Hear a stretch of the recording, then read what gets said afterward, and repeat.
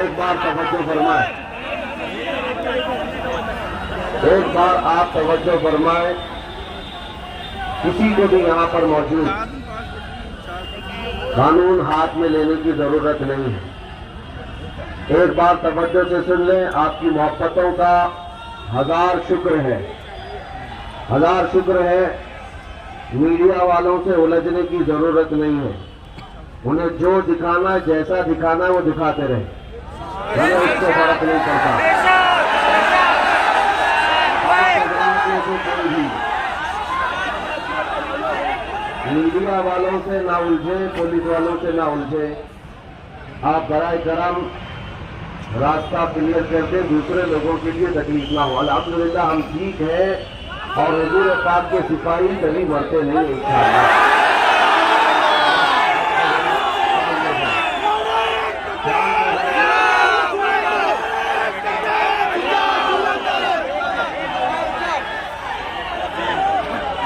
किसी से उलझने की कोशिश न करें, किसी से उलझने की कोशिश न करें।